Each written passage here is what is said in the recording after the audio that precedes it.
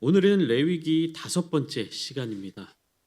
그리고 레위기에서 소개하고 있는 이스라엘의 5대 제사가 있다라고 말씀드렸죠.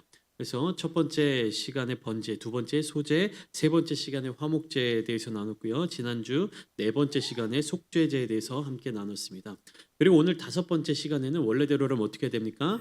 5번째 제사의 종류인 속건제에 대해서 함께 나눠야 되는데, 오늘 본문 말씀 레위기 5장 1절부터 13절까지 말씀은 계속해서 무엇에 대해서 나누고 있냐면 속죄제에 대하여서 명령하시는 하나님의 말씀이 이어지고 있습니다. 지난주에도 한번 설명을 드렸는데요. 이 속죄제의 이야기는요, 다른 제사의 종류들을 소개하는 그런 규례에 대해서 말씀해 주신 하나님의 그 규례가 더 많이 담겨져 있다. 한 2배 내지 3배 정도의 내용이 담겨져 있다라고 말씀을 드렸습니다. 그래서 지난주에 레위기 4장 1절부터 35절까지로도 부족해서 이번 주에 5장 1절부터 13절까지 말씀이 속죄제에 대하여서 명령하시는 하나님의 말씀이 이어지고 있는 것입니다. 그런데 오늘 본문은 우리 함께 읽으면서도 느끼셨겠지만 굉장히 어렵고 복잡해 보이는 그런 모습이 나타나고 있습니다. 무슨 말인지, 이게 어떤 내용인지 잘 이해가 되지 않습니다. 그렇기 때문에 조금 더 이 본문을 세부적으로 끊어서 나누어 살펴보아야 합니다. 먼저는 크게 두 덩어리로 나누면 좋습니다. 1절부터 6절까지 한 덩어리로 나누어서 살펴보시고, 그리고 7절부터 13절까지 또 한 덩어리로 나누어서 보면 좋습니다. 그래서 1절부터 6절까지의 말씀은 또 네 덩이로 나뉘어지고, 그리고 7절부터 13절까지 또 크게 두 덩이로 나뉘어 있기 때문에 그 나뉘어진 내용들을 하나하나 살펴보면서 이 레위기의 말씀을 이해하면 좋을 것 같습니다. 속죄제에 대한 이 본문을 4장부터 시작해서 5장까지 계속해서 이어서 묵상을 하다 보면 정말로 죄에 대한 정의와 기준과 판단이 구체적이면서 동시에 또 다양하다는 사실을 알 수가 있습니다. 죄가 무엇이다 라고 이야기를 하시는데 그것이 굉장히 구체적으로 기록되어 있다라는 사실입니다. 그리고 죄를 정의하는 기준이 누구에게 있냐? 하나님께 있음을 알 수 있습니다. 이것이 죄다, 이 행동이 죄다, 이것을 하는 것이 죄다, 혹은 하지 않는 것이 죄다라는 그 기준이 누구에게 있다는 말씀입니까? 하나님께 있다는 말씀입니다. 그러니까 사람이 내가 스스로 생각할 때 이 정도는 죄가 아니지, 이 정도는 죄라고 할 수 없지 라고 생각한다고 해서 그것이 죄가 아닌 것이 아니라는 얘기입니다. 조금 말씀을 제가 어렵게 드리죠. 그러니까 내가 스스로 생각하고 판단할 때 이 정도가 뭐가 죄가 되겠어, 이 정도는 괜찮겠지 라고 생각하는 것이 하나님이 보실 때 말씀해 주신, 하나님께서 명령해 주신 율법과 어긋나 있다면, 율법의 기준에 다다르지 못한다면 그것은 무엇이다라는 겁니까? 죄다라는 사실을 증명하고 있는 것입니다. 나의 생각과 판단과 관계없이 모든 죄의 정의와 기준은 여호와 하나님께 있다라는 사실을 분명하게 알려주고 있는 것입니다. 그렇기 때문에 오늘 본문 말씀을 보면서 특별히 2절과 3절 말씀에 부지 중에 지은 죄에 대한 이야기를 하고 있습니다. 그러니까 부지 중에 죄를 지었거나 부지 중에 어떠한 행위를 했을 때 그것이 죄가 된다라는 사실을 성경은 기록하고 있습니다. 그러니까 내가 알지 못하는 상황 속에서 하게 된 어떤 행동이 죄가 될 수 있다라는 사실입니다. 그러니까 내가 모르고 행동했기 때문에 무죄가 될 수 없으며, 또한 무엇인가 잘못한 일을 저지른 것뿐만 아니라 해야 하는 일에 대해서 하지 않는 것도 죄로 여겨진다는 사실을 알게 되는 것입니다. 그러니까 본문 1절 말씀을 보시면 오늘날의 우리의 상황으로 예를 들어 한번 보겠습니다. 오늘날 우리들이 살아가고 있는 이 사회에서 길을 가거나 혹은 운전해서 가다 보면 종종 이런 현수막이 붙어 있는 것을 보실 때가 있습니다. 목격자를 찾습니다. 이러면서 어떤 내용일까?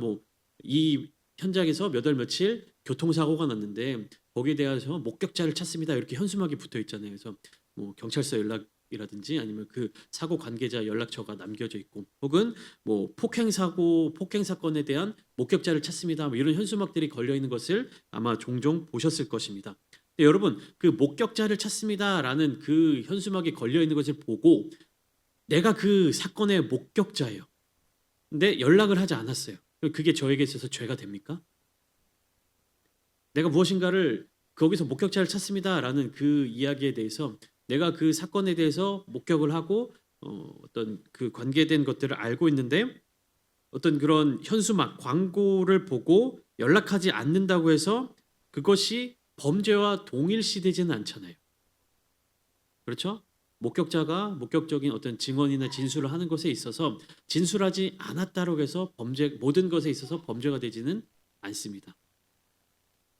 그런데 이 레위기 5장에서 설명하고 있는 내용 중에 1절 말씀을 보면 증인의 책임을 다하지 않았을 때, 즉 네가 증언을 해야 되는 상황 속에서 사실대로 얘기하지 않거나 그것에 대해서 말하지 않는다면 하나님께서는 죄라고 말씀하신다는 겁니다.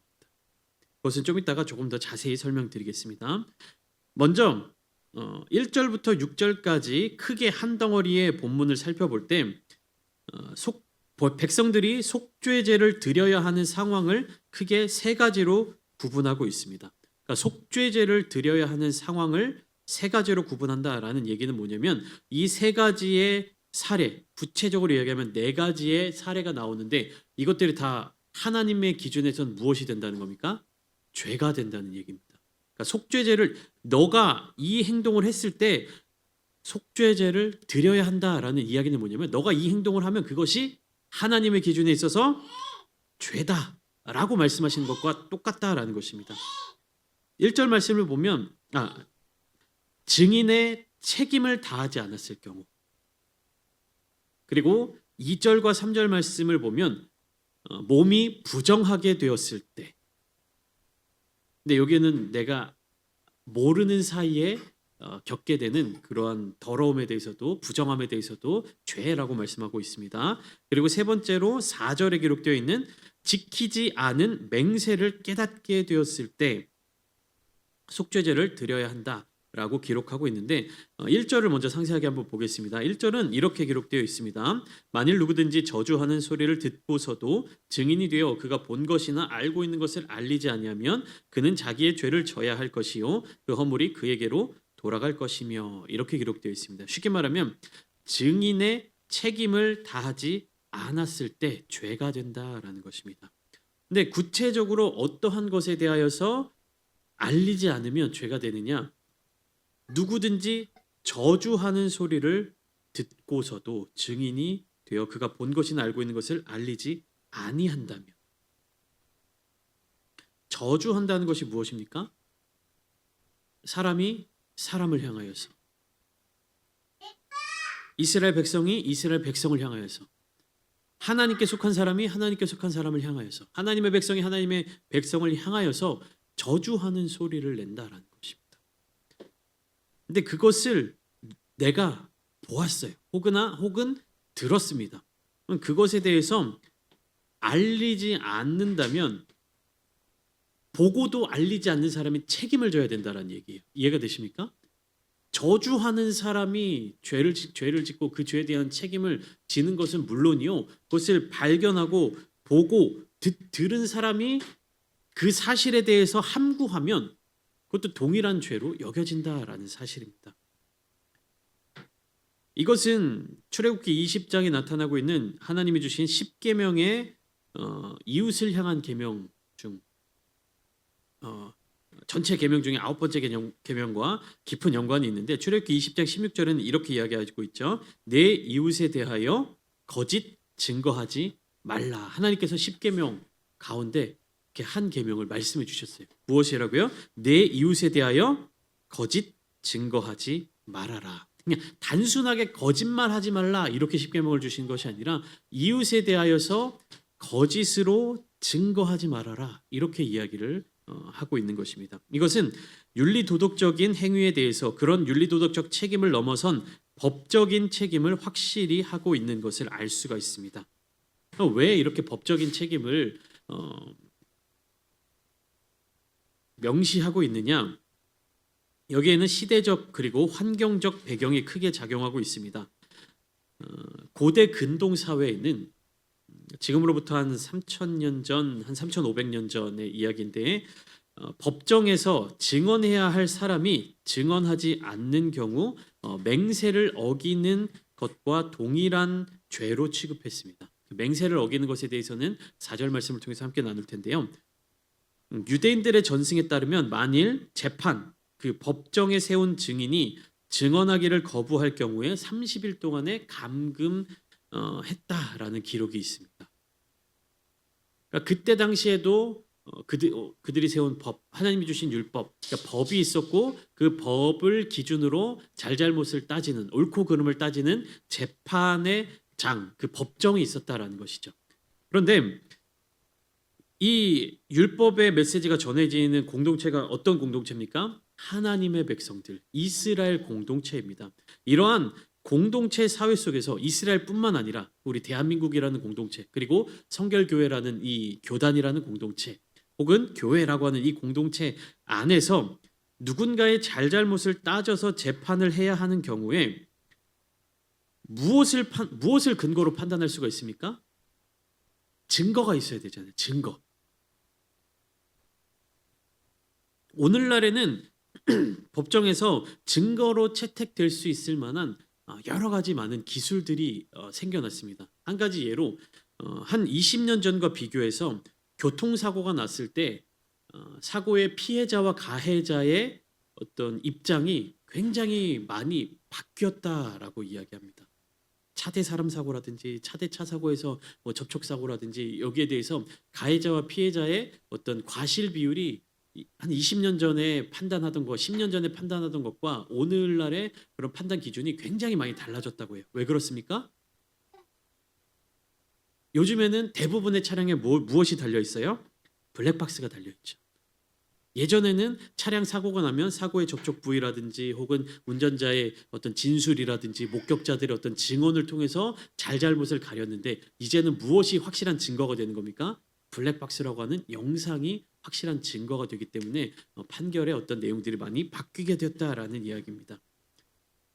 그러니까 이처럼 어디에서든지 잘잘못을 따지기 위해서는 그것을 판단할 수 있는 근거와 증거들이 필요했습니다. 그런데 3,500년 전에 그 시대의 사회 속, 4,000년 전의 시대 사회 속에서 여러분 무엇을 증거로 삼을 수 있습니까? 그 시대에 CCTV가 있었겠습니까? 아니면 과학수사대가 있었겠습니까?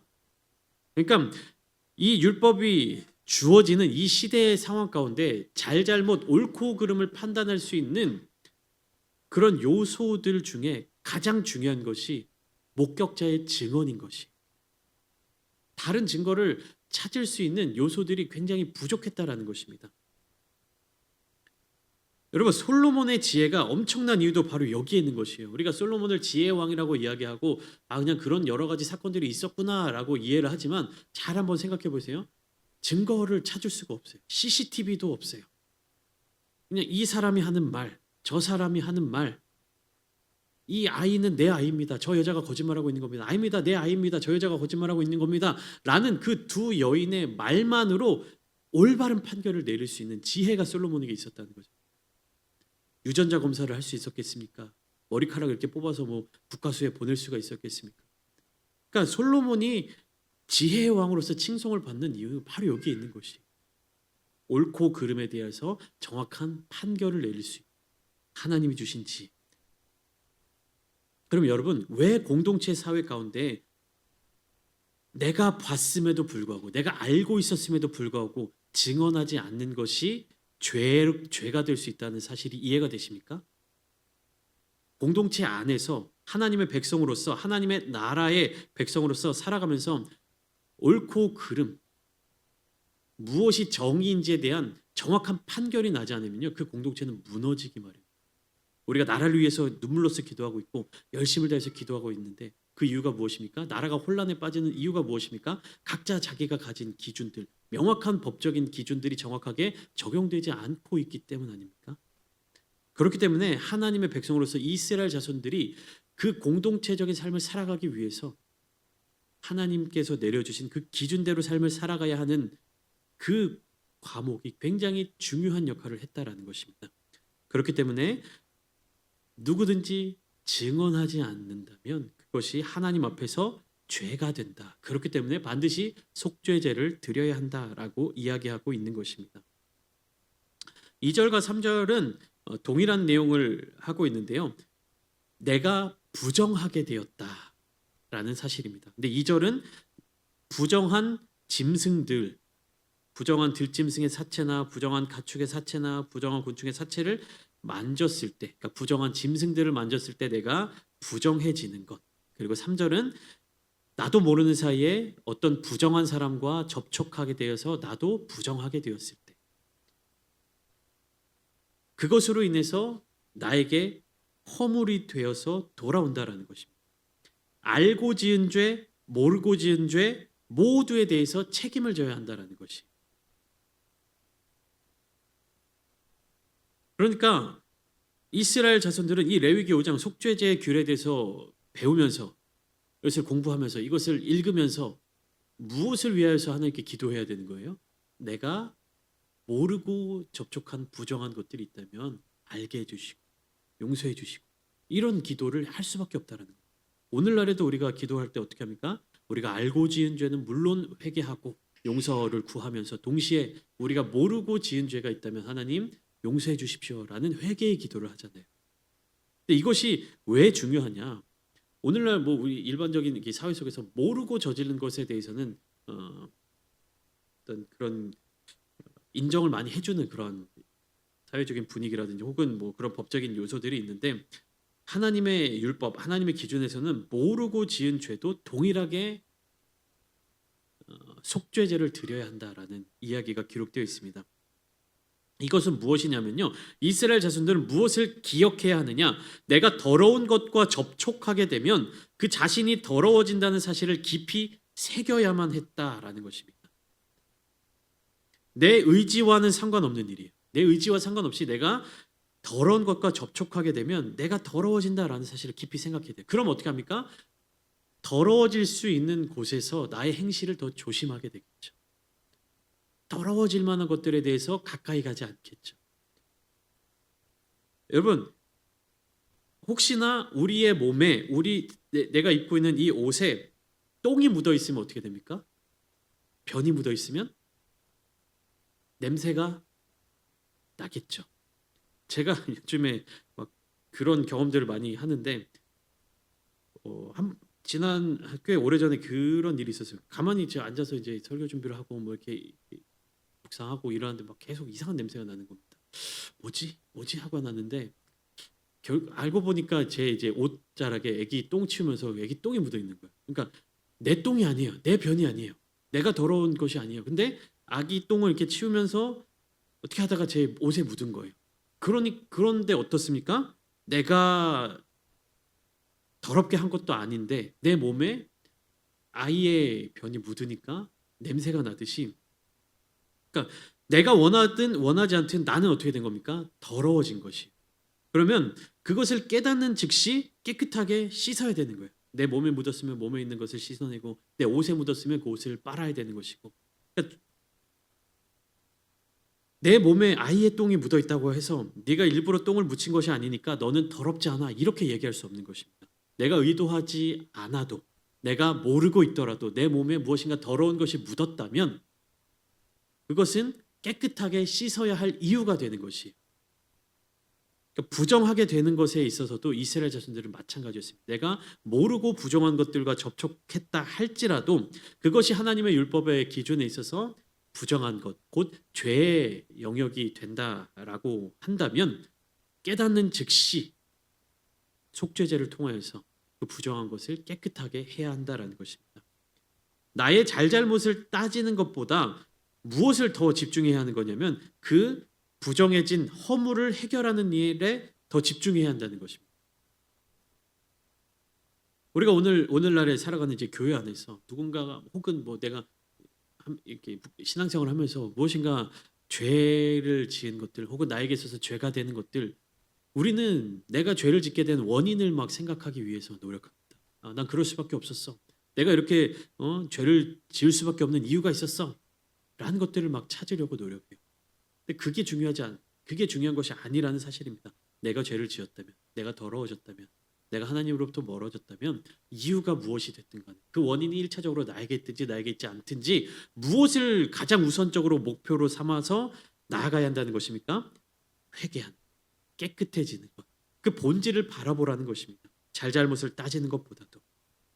이러한 속죄제의 규례는 4절로 계속해서 이어지고 있는데 4절의 말씀은 무엇입니까? 함부로 말하여 맹세한 것을 깨닫게 되었을 때 속죄제를 드려야 한다라는 것입니다. 하나님께서는 성경의 곳곳을 통하여 이 맹세의 위험에 대해서 경고하고 계십니다. 여러분, 우리가 그냥 일상적으로 생활을 하면서 사용하게 되는 맹세라는 단어와 성경 속에서 하나님 앞에서 이야기할 수 있는 맹세 개념은 너무나도 큰 차이가 있습니다. 사전적인 용어를 찾아봤습니다. 맹세, 명사인데 일정한 약속이나 목표를 꼭 실천하겠다고 다짐하는 일. 이것이 맹세라고 기록되어 있습니다. 무엇이라고요? 다짐하는 것. 내가 어떤 목표를 두고 그것을 이루겠다, 실천하겠다, 다짐하는 것을 맹세라고 기록하고 있습니다. 그런데 성경 속에서 말하고 있는 맹세는 무엇이냐면요. 내가 말한 내용의 진실함을 불변하는 진리 혹은 불변하는 권능의 심판 아래에 걸겠다라는 이야기입니다. 불변하는 진리, 불변하는 권세, 불변하는 능력 누구십니까? 여호와 하나님이십니다. 그래서 성경에서는 하나님 앞에서 자신의 말과 행동이 정직하다라는 것을 이야기하는 것, 그리고 내가 말한 바 약속한 그것을 반드시 이루어내겠다라는 서약의 의미를 담고 있습니다. 그러니까 우리가 오늘날 생각하는 맹세의 이 사전적 의미는 그렇게 하겠다라고 다짐하는 영역이라고 설명하고 있는데 성경 속에서 맹세는 다짐으로 끝나는 것이 아니에요. 반드시 그것을 이루어내야 하는 능력과 실천과 그 시행까지 이어져야 하는 것이에요. 그런데 여러분, 우리가 생각하고 다짐하는 것, 우리가 말한 것을 완벽하게 이룰 수 있는 존재가 누가 있습니까? 사람 중에. 내가 말한 것, 내가 하겠다라고 말한 것에 대해서 완벽하게 이룰 수 있는 사람이 누가 있습니까? 우리에겐 그런 힘이 없습니다. 우리에겐 그런 능력이 없습니다. 말한 것을 그대로 이루시는 분은 오직 하나님밖에 없습니다. 오직 여호와 하나님만이 말씀하신 것, 약속하신 것을 반드시 이루실 수 있는 분이십니다. 그렇기 때문에요, 맹세한다라는 것은요, 어떻게 보면 내가 하나님의 영역까지 올라간다라는 것을 담고 있는 것이. 그렇기 때문에 이스라엘 자손들은 모든 맹세에 대하여서 하나님의 이름으로 맹세를 했습니다. 구약시대. 근데 그것이 그들에게 있어서도 어려움이 되고 부담이 되고 무엇이 되고 하니까 점점 그것이 시간이 지날수록 변질이 되어가는 것이, 하나님의 이름으로 맹세했던 것이 하나님의 이름을 나타내는 어떠한 것으로 맹세하게 되고 그냥 두루뭉술하게 그런 맹세의 자리 가운데로 이어지게 되는데, 이 맹세라고 하는 것은 무엇입니까? 내가 생각하고 내가 계획하고 약속한 것을 반드시 이루는 능력까지 포함되어 있는 것이. 그러니까 내가 무엇인가를 맹세한다는 것은 때로는 이런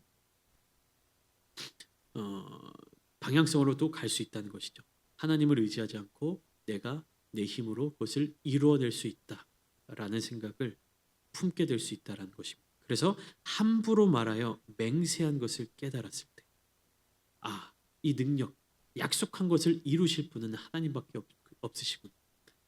명령하신 그대로, 약속을 주신 그대로, 말씀하신 그대로 행하실 수 있는 분은 하나님밖에 없구나 라는 것을 깨닫고 속죄제의 자리 가운데로 나아가야 한다는 것입니다.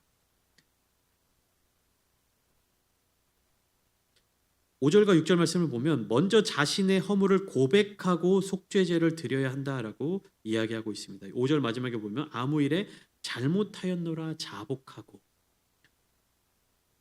그 잘못으로 말미암아 여호와께 속죄제를 드려야 한다. 그러니까 속죄제는 이제 회개의 개념이고 용서함을 받는 과정에 있는데, 그 속죄제의 행위보다도 먼저 무엇이 전제되어야 하냐면 나의 허물을 고백하는 것이 중요하다라는 것입니다.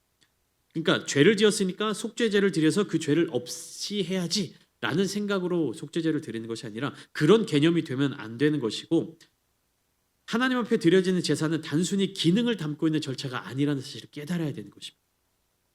나의 죄 고백이 먼저 우선되어야 한다는 것입니다.